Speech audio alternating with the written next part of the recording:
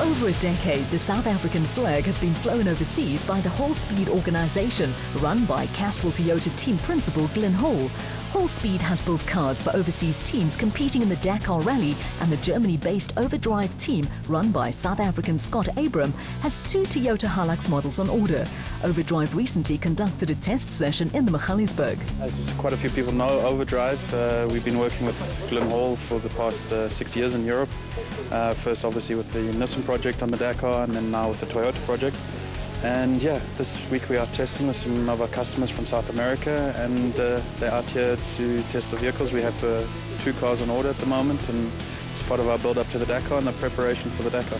The new Toyota Hilux V8 has already scored 2 victories in South Africa, and Abraham has no doubt the ABSA Off-Road Championship is the ideal testing ground for cars destined to race overseas. Well, I think obviously the Toyota brand was the world's biggest manufacturer, but at the same time our relationship with Glyn was a logical progression. Obviously the benefits of South Africa, the strong championship, the strong testing ground, the vehicles have proven themselves both here and on the Dakar in the past, if we talk about the Nissans. And I think obviously for me personally it's a nice link to be back to South Africa after so many years in Germany, but it's interesting. The 2 Toyota Hilux cars on order from Hall Speed will spearhead Overdrive's challenge on the 2012 Dakar Rally in South America. In South Africa, to test the Toyotas were highly experienced Orlando Terranova and Portuguese driver Felipe Palmeiro. We have 2 drivers out here, one tested yesterday, and Lucio Alvarez, and then he is from San Rafael in Mendoza. Started racing with us this year, very competent driver, and I think for the Dakar it would be good to see him in the top 10. Orly Terranova, he's a bit more well known. He's won the Tunisia Rally in the World Cup, and also won stages on the Dakar, and also he's a up-and-coming driver, and last year he raced in the BMW, and the year before in the Mitsubishi Lancer. And so they're out to test the car and see the capabilities, and hopefully we see them in the car in Dakar. With 12 Dakar Rally appearances under his belt and a class win in 2002, former Peugeot development mechanic Orlando Terranova is no stranger to the rigors of the world's toughest race. Okay, we are here in South Africa, a nice and beautiful country, testing the new Hilux, the new Toyota. We want to know the potential of the car for the next Dakar, and okay, we are really happy because the car is very nice. It's quite better than the Nissan. Yeah. Also the car, the engine, the suspension, and I think that can be a very good platform for beat Dakar and the other teams. Hall Speed built Nissan hardbody and Navara vehicles dominated the South African Championship for nearly a decade and have performed with distinction on the Dakar. Well, they've performed well. I think we have to also accept that Nissan is getting a bit old, but it's performed well. Overdrive, we won 3 Baja World Cups with the vehicles. Obviously guys like Colin McRae have beaten the likes of Carlos Sainz and even Jamil de Villiers in the VWs or in the BMWs. South Africa's greatest Dakar Rally moment came when Jamil de Villiers won the 2010 event. With the ABSA Off-Road Championship acknowledged as the most competitive in the world, Abraham is hoping Overdrive, with a little South African know-how, will do well in the 2012 race. In terms of competition, in terms of entries, I think worldwide, even if we consider the Baja World Cup events, yes, they get 130 entries, but that's from the complete European market and even international market. And for sure, as a domestic championship, it has to be the world's strongest championship. The level of the vehicles is very high, the technology used. Yes, there are certain areas which we change when we go to Europe, especially in the brake areas, which are dictated by the regulations, and it's also a cost factor for South Africa. And the performance is definitely there, and I think the championship, when you have 22 or 24 cars in the same category, and you see races where they finish a race within a minute, or in the same minute 3 or 4 cars in the prologues, I think competition is always good, and that in turn brings a performance and everything else. And I think that's what we like about South Africa, and that's what I still love about South Africa. Off-road racing at grassroots level is the lifeblood of the sport in South Africa, and in recent seasons, the SA Off-Road Car Racing Association has put in place initiatives designed to safeguard the future and guarantee the growth of the sport. These initiatives have centered around promoting off-road racing at grassroots level and attracting new faces into the sport. A gratifying development has also been the successful progression into the national ranks of crews like Johan van Staden and James Rousseau and Marius and Jolinda Fourie. The move by the Fouries into the national ranks also had a spin-off for Northern Region stalwarts Greg Higgins and Mick Oosthuizen.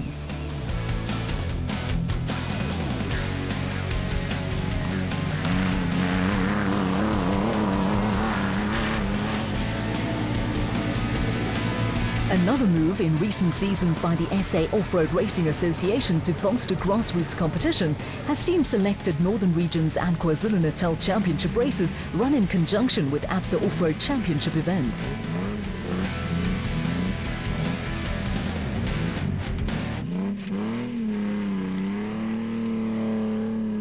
Getting the guys, including us in a lot of his events, and now with us getting TV exposure, I think it's going to help also for us to get sponsors.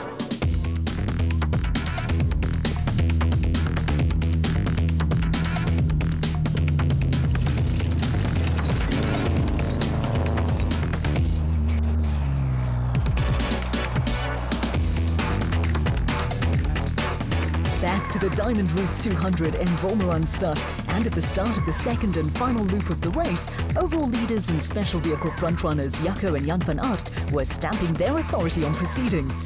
They were around 8 minutes clear of the next car and well on the way to increasing their lead in the Special Vehicle Championship.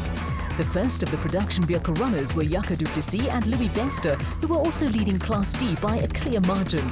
A steady run had also taken Greg Higgins and Mick Oosthuizen into second place in Class P, with the portable Shade WPP also running in third place overall.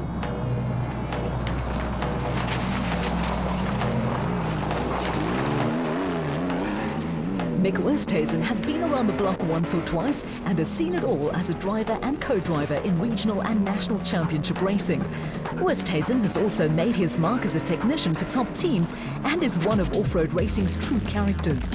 Jason Venter and Vincent van Alleman are Oosthuizen's juniors by a fair margin, but the youngsters were continuing their off-road apprenticeship with another impressive performance that gave them a comfortable Class E victory. With Father Dion the reigning national Class D champion, it would appear young Venter is a chip off the old block.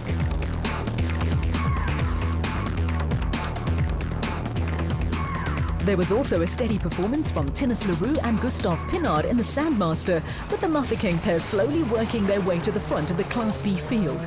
Leroux and Pinard had a lead of around 6.5 minutes over another veteran in Wolf-Peter Fumfai, who this year is also competing at national level in the WPP. Running behind Fumfai on the road were Chris and Annelien van Jaarsveld, with the Ford around 18 minutes behind class leaders Jason Venter and Vincent van Alleman. An encouraging run had also seen Vernon and Jaco Venter work their way into third place in Class P in another of the many Sandmasters to be found in the Northern Region Series. They were being followed by the WPP of John Boxhoorn, who had slowly worked his way into third place in Class B in a Wolf-Peter Fumfai built car.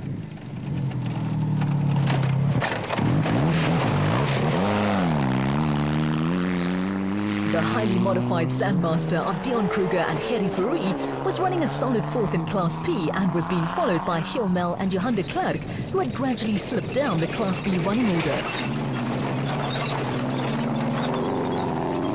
Nel and de Klerk were being chased by Johan Steyn and Sean van der Berg, who had sorted out the problem that brought the Zarko to a halt earlier in the race.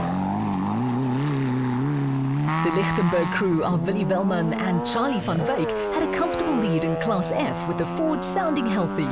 Chasing after them were Frank Engelbrecht and Michi van der Linde in the only raceco in the event. Engelbrecht and van der Linde were running ahead of Johan Griffin and Keith Solomon, who were over an hour behind the Class E leaders in a Toyota Hilux. Behind them on the road, Theo and William Wagner were second in Class F in a Nissan, with the pair exactly 25 minutes behind the class leaders.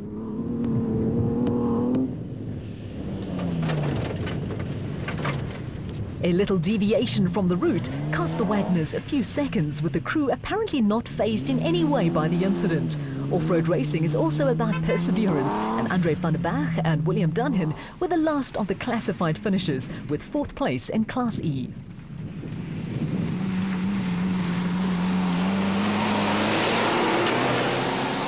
Up But the finish, Jaco and Jan van Aert were busy putting the final touches to an impressive overall and Class P victory.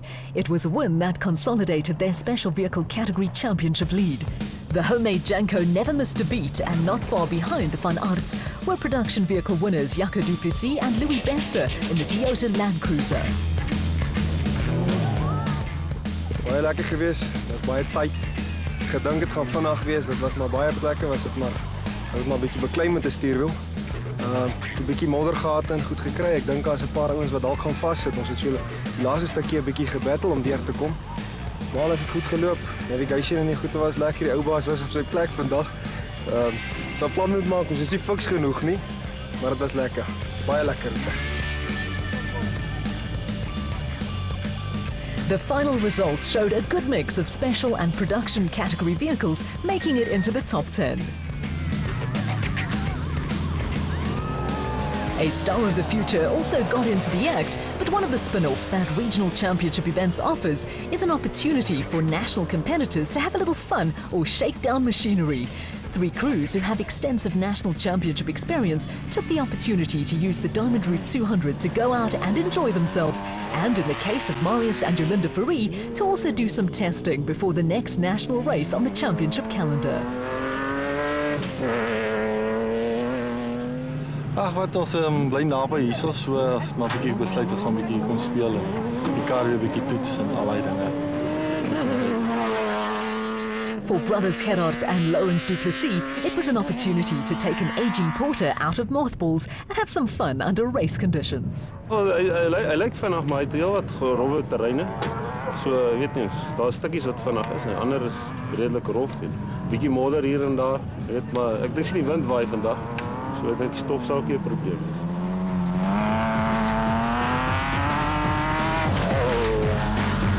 With a couple of national championship wins behind him, Gerard du Plessis is a highly experienced campaigner, while Marius and Jolanda Fourie have made a big impression in Class P since joining the ABSA Off-Road Championship ranks. Francois Conradi and Andrew van der Westhuizen also took the opportunity to have a run in the nicely turned out bat. Gerard du Plessis quickly showed that he has not lost the ability to drive a Class A off-road car in anger.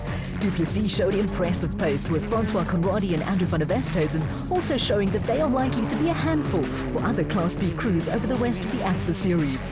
The Fouries already have a Class P win under their belts, and the pair will be looking to bounce back after a series of disappointing results in the ABSA Off-Road Championship. The next event on the ABSA Off-Road Championship calendar is the popular 4x4 Mega World 400 at Carnival City in Boksburg on September the 9th and 10th.